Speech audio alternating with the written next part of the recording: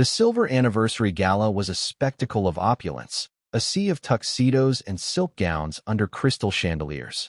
At 52, Arthur stood at the peak of his career.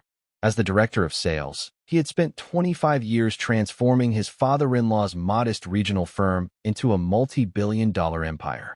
He had missed his children's birthdays and worked through pneumonia, all for the family legacy. Tonight, as the chairman, his father-in-law, Mr. Sterling, stepped onto the podium, Arthur adjusted his tie, expecting the announcement of his long-awaited promotion to the presidency. Success is built on vision, Mr. Sterling's voice boomed through the microphone. And after 25 years, it is time to secure our future. I am proud to announce that the entire family inheritance and the position of chairman will pass to my foster son, Lucas. The room fell into a suffocating silence. Arthur felt the blood drain from his face. Lucas, his wife's childhood best friend who had spent more time at beach clubs than boardrooms, stood up with a triumphant smirk. Arthur looked at the man he had served for decades, then at the man who was now his boss, unable to breathe. The applause that followed sounded like a funeral march. The drive home was a descent into a silent, freezing hell. Inside the leather-bound luxury of their Mercedes, the air felt thinner than the winter night outside. Arthur gripped the steering wheel so hard his knuckles turned a ghostly white, his chest tightening with every breath. Beside him, Elena was composed, her silhouette illuminated by the passing streetlights, scrolling through her phone as if they had just left a mundane dinner party rather than the site of his public execution. Did you know? Arthur's voice was a low rasp, breaking the oppressive quiet. Elena didn't look up. Know what, Arthur? Don't play games. The inheritance. The chairmanship. Lucas, did you know your father was going to hand my life's work to a man who hasn't spent a single day in a warehouse or a negotiation room? Elena finally locked her phone and let out a soft, weary sigh. Arthur, don't be dramatic. Life's work is a bit of an exaggeration, don't you think? You were paid very well. You have a pension, a beautiful home, and a status in this city that my family gave you. You've acted as the director of sales for 25 years. That's a career. Most people would be grateful. Arthur felt a surge of heat crawl up his neck. Grateful? Elena, I took a failing textile firm and turned it into a global logistics giant. I haven't taken a real vacation in a decade. I've been the son your father never had. And Lucas? Lucas is a ghost. He's been finding himself in Europe on your father's dime while I was fixing the supply chain crisis. He's a foster son who has done nothing. He is family, Elena said, her voice turning ice cold. Foster or not, he was raised in our house. He shares our values, our history. He and I, we grew up together. He understands the legacy of the Sterling name in a way an outsider never could. The word outsider hit Arthur harder than the betrayal at the gala. 25 years of marriage, 2 children, and 25 years of making your father a billionaire. And I'm still an outsider to you? I didn't say that, she replied, though her tone suggested otherwise. But be reasonable. My father is nearly 80. He wants to see the company stay within the blood of the family's tradition. Lucas is like a son to him. You were always the engine. Engines are replaceable, Arthur. The soul of the company stays with the family. Arthur pulled the car into their driveway and killed the engine. The silence that followed was deafening. He turned to look at his wife, searching for a flicker of the woman he had married, the woman he thought was his partner. All he saw was a stranger wearing a mask of aristocratic indifference. I expected you to be angry for me, Arthur whispered, the hurt finally eclipsing the rage. I expected you to stand up and say, Father, this isn't right. Arthur earned this. Instead, you sat there and smiled while they stripped me of everything I built. Elena unbuckled her seatbelt and grabbed her designer clutch. I think you're being incredibly selfish. You're over 50, Arthur. Maybe it's time you stepped back. You've had your run. Let Lucas lead the new generation. Besides, Father said Lucas has some very modern ideas for the company. Digital expansion, NFTs, things you don't really grasp. You should be happy for the family. If the company prospers, we prosper. We. Arthur let out a hollow laugh. There is no we in that boardroom anymore. There's just the Sterlings and their pet director who is about to be phased out. You're being paranoid, she said, opening the car door. Go to sleep. You'll feel better in the morning when you realize how lucky you are to still have a paycheck. She stepped out, the click of her heels on the pavement sounding like a ticking clock. Arthur stayed in the car, staring at the darkened house. He thought about the late nights at the office, the missed anniversaries he had tried to make up for with jewelry, and the countless times he had shielded her father from lawsuits and bad investments. He had built a fortress for people who viewed him as nothing more than a high-end servant. He realized then that the betrayal wasn't just about the money or the title. It was the realization that his entire identity for the last quarter-century had been a lie. He had been a guest in his own life. He walked into the house, but instead of going to the master bedroom, he went to his study. He sat in the dark, surrounded by the plaques and trophies of his achievements, awards from the Chamber of Commerce, Man of the Year clippings, photographs of him shaking hands with ministers. They all felt like stage props now. He picked up a framed photo of his wedding day. He and Elena looked so young, so full of promise. He remembered promising her father that day that he would take care of her and the business. He had kept his word. They had not. The realization settled in his gut like lead. The logic Elena used was the logic of a predator. To her, he wasn't a husband. He was a utility. And now that the utility had served its primary purpose of building the wealth, it was being discarded to make room for the right heir. Arthur didn't sleep. He spent the night watching the sun crawl over the horizon, illuminating the reality of his new world. He wasn't just sad anymore. The sadness had burned off, leaving behind a cold, hard clarity. If he was an outsider, then he no longer owed the insiders his loyalty. If he was just an engine, it was time to take that engine and build something that didn't belong to the Sterlings. As the first light of dawn hit the room, Arthur picked up a pen and a blank sheet of paper. He didn't write a plea. He didn't write a complaint. He began to list names, the names of the 3 men who had been by his side for 20 years, the men who actually knew how the gears turned. He realized that while Mr. Sterling owned the name on the building, Arthur owned the hearts of the people who made it run. He looked at the bedroom door where Elena slept, dreaming of her family's continued glory. He felt a strange sense of peace. The ties were cut. The debt was settled. He had given them 25 years. He wouldn't give them another second. "Enjoy your soul, Elena," he whispered to the empty room. "I'm taking the talent." The next morning, the Sterling Group headquarters loomed like a gray tomb against the pale dawn.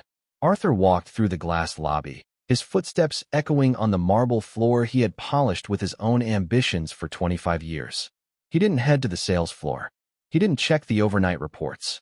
He went straight to the top floor, where the scent of expensive cigars and betrayal lingered in the air. In the executive suite, Lucas was already sitting behind the chairman's desk, Arthur's desk in all but name.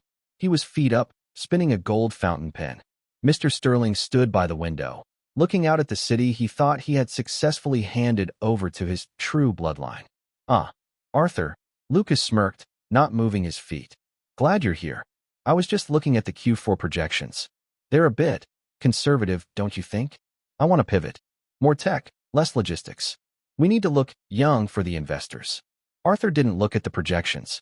He placed a single, cream-colored envelope on the mahogany surface. "I'm not here to discuss the Q4, Lucas. I'm here to deliver my resignation." Effective immediately, the room went still. Mr. Sterling turned around, his brows furrowed. "Resignation? Arthur, don't be a child. You're upset about last night. I get it. But you're the engine of this place. Take a week off. Go to the Maldives with Elena. You'll come back refreshed." "I've spent 25 years refreshing your bank account, George," Arthur said, his voice terrifyingly calm. "I've built this house brick by brick while you played golf and Lucas played Playboy in Milan. I am not a child throwing a tantrum. I am a businessman realizing he is no longer an asset in this firm. I'm done." Lucas laughed, a sharp, grating sound. "Let him go, father. He's 52. He's tired. His methods are dinosaur age anyway. We'll hire a young gun from McKinsey for half the price." Arthur looked at Lucas with a pity that silenced the younger man. "You think you're buying a machine, Lucas, but you don't even know how to turn it on." As Arthur turned to leave, George called out, his voice tinged with a sudden, rare fear. "You have a non-compete clause, Arthur. You can't take our clients."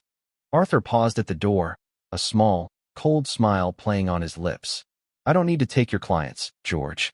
The clients follow the man who solves their problems, not the name on the letterhead. Keep the building. Keep the name. I'll keep my dignity." Arthur walked down to the 12th floor. the heart of the sales and operations department. The air changed here. It was the smell of coffee, sweat, and high-stakes pressure. As he approached his old office, 3 men were already waiting outside. Marcus, the head of logistics, David, the chief financial analyst, and Sam, the lead negotiator. They were the 4 horsemen, the group that had won every impossible contract for the Sterling Group. "Is it true?" Marcus asked. He was a mountain of a man who had started as a truck driver under Arthur's mentorship. "I'm out," Arthur said simply. Without a word, Marcus took off his company ID badge and dropped it on a passing mail cart. "I didn't sign up to work for a legacy. I signed up to work for a leader. If you're out, I'm out." David and Sam followed suit. It was a silent rebellion that sent a shockwave through the open plan office. "Arthur, you don't have a plan yet," David whispered, the pragmatic one of the group. "We have mortgages, kids in college." Arthur looked at his friends, men who had seen him bleed for a company that just spat him out. "I don't have an office. I don't have a logo. But I have 25 years of secrets and a Rolodex that the Sterlings think belongs to them. I'm starting something new. It won't be easy. We'll be working out of my garage for a month. But for the first time in our lives, we won't be building someone else's dream." "My garage is bigger," Sam joked, though his eyes were fierce. "Let's go." As the 4 men walked toward the elevators, the office fell silent. Hundreds of employees watched the soul of the company walk out the door. No one tried to stop them. No security guard dared to intervene. When they reached the lobby, Arthur took one last look at the Sterling Group logo etched in gold above the entrance. He felt a strange lightness, as if a heavy armor he'd been wearing for decades had finally been unbolted. They stood on the sidewalk, the cold wind biting at their faces. "So, what's the name of the new firm?" Marcus asked, lighting a cigarette. Arthur looked at the skyline, at the gaps between the giant buildings where new stars could still shine. "Nexus," he said, "because we are the connection. Everything they have is a hollow shell. Everything we have is the marrow." "To Nexus," David said. Arthur checked his phone. A text from Elena. "I heard what you did. You're being incredibly reckless. Think about our reputation. Don't do something you'll regret." Arthur didn't reply. He blocked the number. He looked at his friends and felt a surge of adrenaline he hadn't felt since his 20s. He was 52, unemployed, and had just declared war on the most powerful family in the industry. He had never felt more alive. "Gentlemen," Arthur said, adjusting his coat. "Let's go find a garage. We have a world to take over." The headquarters of Nexus Capital was a far cry from the glass and steel skyscraper of the Sterling Group. It was a refurbished warehouse in an industrial district, where the air smelled of salt and diesel, and the heating system groaned like a dying beast.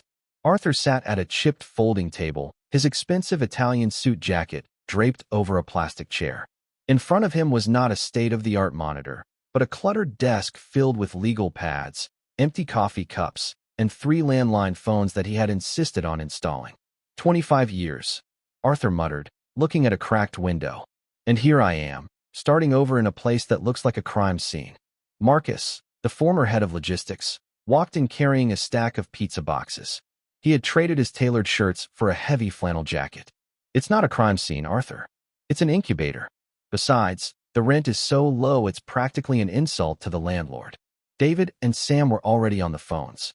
The atmosphere was electric, fueled by a mixture of adrenaline and the desperate necessity of survival. They weren't just building a company, they were proving a point.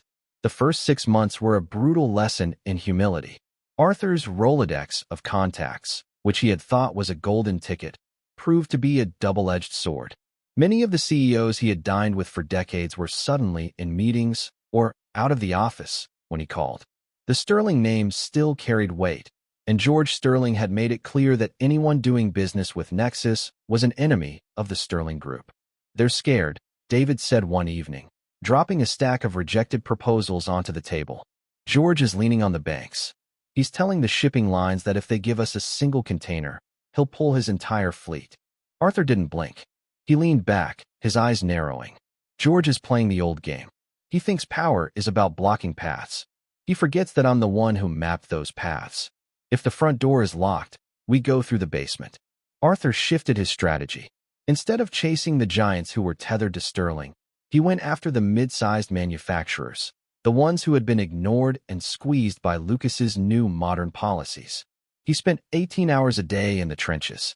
He visited dusty factories in the Midwest, sat in cramped offices in Southeast Asia via Zoom at 3 a.m., and spoke a language Lucas didn't understand, the language of the floor, the warehouse, and the handshake. While Lucas was busy rebranding the Sterling Group with flashy logos and spending millions on influencer consultants, Arthur was solving real problems. When a global chip shortage stalled the industry, it wasn't the Sterling Group that found a solution. It was Arthur, calling in a favor from a retired dock manager in Busan whom he had helped 20 years ago. Personal capital, Arthur told his team. That's what they can't steal. They stole the equity, they stole the building, but they couldn't steal the trust. 1 year in, the tide began to turn. A major electronics firm, frustrated by Lucas's erratic pricing and lack of industry knowledge, quietly moved their contract to Nexus. It was the first crack in the dam. "We did it," Sam cheered, holding up the signed contract. "This covers the overhead for the next 2 years." But Arthur wasn't celebrating yet. He was thinner, the silver in his hair more pronounced, and the lines around his eyes deeper. He had spent his personal savings to keep the company afloat, and his relationship with his children was strained. They were caught in the middle, pressured by Elena to see their father as a man having a midlife crisis. Elena had called him once, 6 months into the venture, not to ask how he was, but to complain that his stunt was making her social circle uncomfortable. "You're embarrassing us, Arthur. Living in a warehouse, working with laborers. Come home, apologize to father, and maybe he'll give you a consultancy role." Arthur had simply hung up. By the second year, Nexus Capital was no longer a stunt. It was a predator. They had moved from the warehouse to a sleek, modest office in the financial district. They weren't the biggest, but they were the fastest and the most reliable. Arthur's reputation for integrity had become his greatest marketing tool. Clients knew that if Arthur gave his word, the cargo would move, no matter what. Meanwhile, news from the Sterling Group began to sour. Lucas's digital pivot had been a disaster. He had burned through cash reserves on failed tech acquisitions while neglecting the core logistics infrastructure.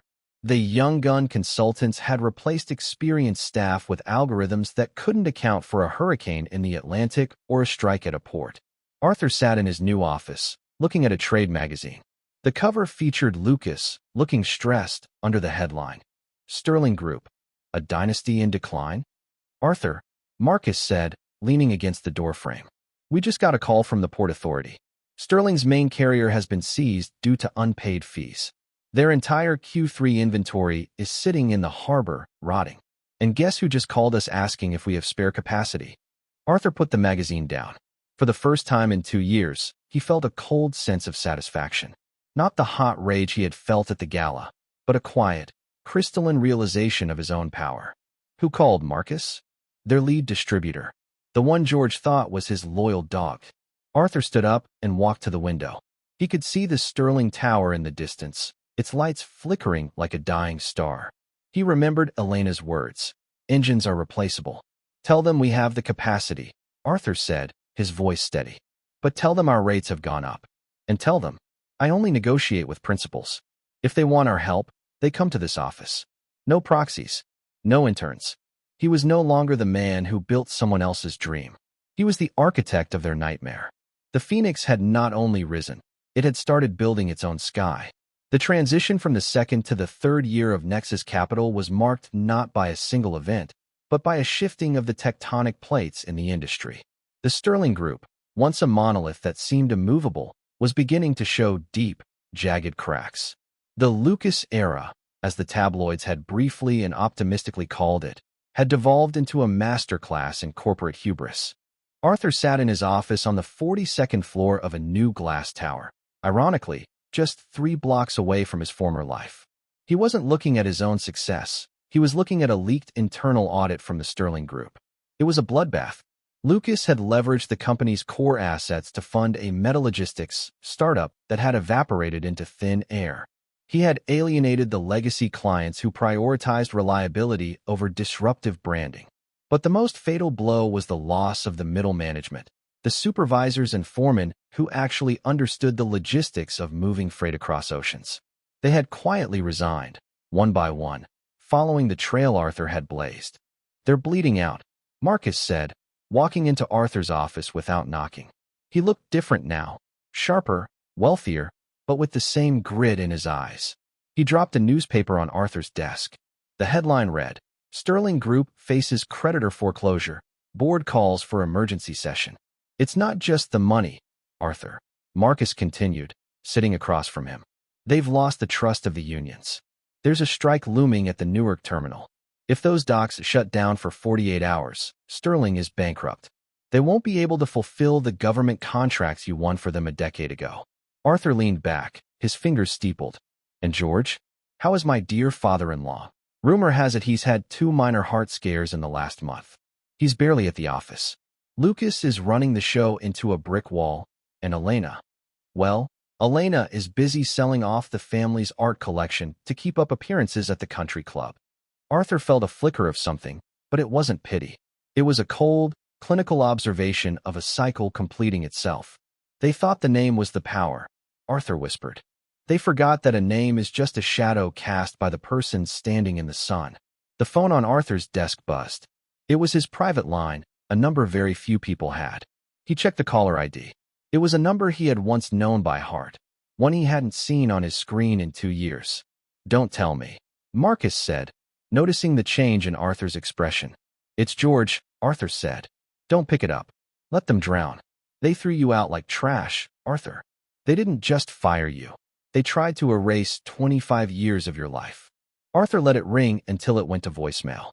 Then it rang again, and again. On the 4th attempt, he picked up. "Arthur." The voice on the other end was frail, stripped of the booming authority that had once commanded boardrooms. George Sterling sounded like a man who had finally realized the world didn't know him a thing. "Arthur, please. I know we have our differences, but the company, it's going under. Lucas, he made mistakes. Bad ones." "He didn't make mistakes, George," Arthur said, his voice as calm as a frozen lake. "He operated exactly how you raised him to. He prioritized ego over infrastructure. He chose bloodlines over competence. That's not a mistake. It's a philosophy. We need a bridge loan, Arthur," George pleaded, ignoring the critique. "Or a partnership. If Nexus backs our Q3 bonds, the creditors will back off. We can merge. You can come back as CEO. I'll fire Lucas tomorrow. I'll make it right." "You want me to save the Sterling name?" Arthur asked. "The same name you told me I didn't belong to? The outsider you said was just an engine? I was wrong. Elena, she's been crying for weeks. She misses you, Arthur. She says she made a mistake, that she was just trying to support her father. Please, for the sake of the family, for your children, don't use my children as a shield, George. They've seen exactly who you are over the last 2 years. They've seen their father build a kingdom from a garage while their grandfather tried to sue him into poverty. Arthur, please." "The answer is no, George. Not because I'm angry, not even because I want to see you fail, but because Nexus is a healthy organism and the Sterling Group is a corpse. I won't poison my people to perform CPR on a ghost." Arthur hung up. He looked at Marcus, who was smiling grimly. "That was the bridge," Marcus said. "You just burned it." "No," Arthur corrected. "The bridge was burned 2 years ago. I'm just refusing to build a new one over a dry river." That evening, Arthur left the office late. As he walked toward the parking garage, a car was idling at the curb. The window rolled down. It was Elena. She looked older, the stress etched into the corners of her mouth despite the expensive Botox. She didn't look like the ice queen from the gala. She looked like a woman who had realized her safety net had been shredded. "Arthur," she called out, her voice trembling. "Wait." Arthur stopped, but didn't move toward the car. "What do you want, Elena?" "I saw the news. I spoke to my father. He told me you refused to help." She stepped out of the car, her designer coat draped over her shoulders like a heavy weight. "How can you be so cruel? 25 years. We raised a family. You're going to let us lose everything? The house, the legacy, the reputation? I'm not letting you lose anything, Elena," Arthur said. "You lost it the moment you decided I was a replaceable engine. You traded a partner for a puppet, and now you're upset that the puppet can't dance. We can fix this," she whispered, stepping closer, trying to use the old magnetism that had once worked on him. "I can talk to the board. We can get rid of Lucas. We can go back to how it was." Arthur looked at her, and for the first time, he felt absolutely nothing. No anger, no longing, no hurt. just a vast, empty space where a marriage used to be. It can never go back to how it was, he said. Because I am not the man who lived in that house. That man died the night you told him he was an outsider. The man standing in front of you now is your competitor. And in this market, Elena, there is no room for sentiment. He turned and walked away, his shadow long and sharp under the streetlights. Behind him, he heard her sob, a sound of genuine desperation. He didn't look back. He had spent 25 years looking back, adjusting his pace to suit the Sterlings. Now, for the first time, he was simply moving forward. The next morning, the news broke. Nexus Capital had launched a hostile takeover bid for the Sterling Group's primary shipping assets. Arthur wasn't saving the company. He was harvesting the parts. The glass walls of Arthur's corner office offered a panoramic view of the city, but today, the sky was a bruised purple, heavy with an impending storm. Arthur sat behind a desk made of reclaimed oak, solid, unpretentious, and enduring. He was reviewing the final acquisition papers for the Sterling Group's logistics division. It wasn't just a business move. It was the final nail in the coffin of his former life. A soft knock came at the door. His assistant looked hesitant. "Sir, Mrs. Elena is here. She says it's personal." Arthur didn't look up from his tablet. "Let her in, Sarah. And bring 2 coffees. Black. No sugar." He remembered how she used to take it, though he doubted they would be staying long enough for the steam to fade. Elena walked in, and for a moment, the silence in the room was deafening. She was still elegant, but the elegance felt brittle now, like fine porcelain that had been shattered and glued back together. She didn't sit. She stood in the center of the room, looking at the man who had once been the quiet shadow in her father's house, now a titan in his own right. "You've done well for yourself, Arthur," she began, her voice trembling slightly. "The warehouse was a long time ago, wasn't it?" 2 years, 3 months, and 4 days, Arthur replied, finally looking up. "But who's counting?" Elena took a shaky breath and stepped closer to the desk. "Arthur, I didn't come here to reminisce. I came because there is no one else left to talk to. My father is in the hospital. The stress, the banks have frozen his personal accounts. And Lucas has fled to Singapore. He emptied the remaining liquid assets before he left. He's gone, Arthur. He left us with the debt and the lawsuits." Arthur remained unmoved. The image of Lucas, the golden boy, the blood heir, fleeing like a thief in the night was predictable, yet it carried a bitter sting of irony. "I'm sorry to hear about George's health," Arthur said, and he meant it. For all his faults, George had been the one who gave Arthur his first chance, even if he had tried to take it all back in the end. "But what does this have to do with me?" Elena's eyes welled with tears, a sight that would have broken Arthur's heart 3 years ago. Now, it only made him feel a strange, hollow fatigue. "Arthur, please. The board is meeting tomorrow to declare bankruptcy. They are going to liquidate everything. The house, the estate, everything we've worked for. You are the only one with the capital to stop it. If you buy the debt, if you merge Sterling into Nexus, we can save the family name. For the sake of our years together, for the memories we shared, help us." Arthur stood up and walked to the floor-to-ceiling window. Below, the city lights were beginning to flicker on. "Memories, Elena? Which one should I focus on? The night your father humiliated me in front of 500 people? Or the night you told me I was just an engine that could be replaced? Or perhaps the 18 months I spent in a freezing warehouse while you were busy erasing my name from the company archives?" "I was scared," she cried out. "I was loyal to my father. I thought he knew best. I didn't realize. I didn't know you could do this. I thought you were just—" "Arthur, that was your mistake," Arthur said, turning to face her. "You saw me as a function, not a person. You saw my loyalty as a weakness to be exploited rather than a gift to be cherished. And now you come here asking for mercy and kindness because the engine you discarded has built its own factory. We are still married on paper," she whispered, a last-ditch effort to pull at a string that had already snapped. "There is still a bond. The bond was broken the moment you chose a stranger's ego over your husband's dignity," Arthur replied. "As for the company, I have already made my decision. My board of directors, the men who left Sterling to follow me into the unknown, would never forgive me if I used our success to subsidize the incompetence of the people who tried to destroy us." Elena sank into a chair, her face buried in her hands. "So that's it. You're going to let us lose everything?" You're going to watch us go to the streets. You won't go to the streets, Elena. I've already instructed my lawyers to set up a trust for George's medical care and a modest stipend for you. You will have a roof over your head and food on your table. I am not a monster. But the Sterling Group? That legacy is over.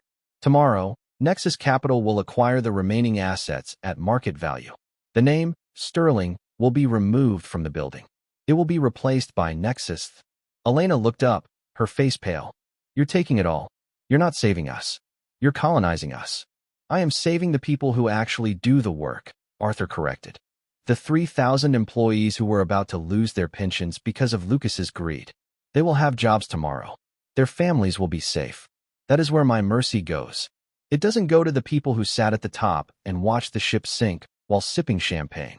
Elena stood up, her dignity finally reasserting itself in the form of a cold, hard pride. You've become just like my father, Arthur. Cold, calculating, driven only by the bottom line.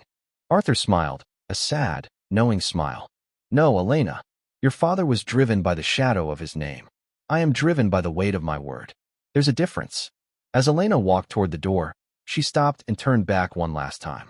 Do you still love me, Arthur? The question hung in the air, heavy and suffocating. Arthur looked at her, really looked at her, and saw only a ghost of a woman he used to know. I love the woman I thought you were, he said quietly. But she never really existed, did she? She was just a vision I had. A vision that cost me 25 years to unsee. The door closed with a soft click. Arthur was alone again. He picked up his coffee, now lukewarm, and took a sip. The storm finally broke outside, rain lashing against the glass. He felt no triumph, no elation. Just the quiet, steady rhythm of a man who had finally finished building a house that belonged to him, and him alone. The morning this Sterling sign was lowered from the skyscraper was unusually clear. There was no fanfare, no press conferences, just a crane, a few workers, and the hollow sound of metal scraping against stone.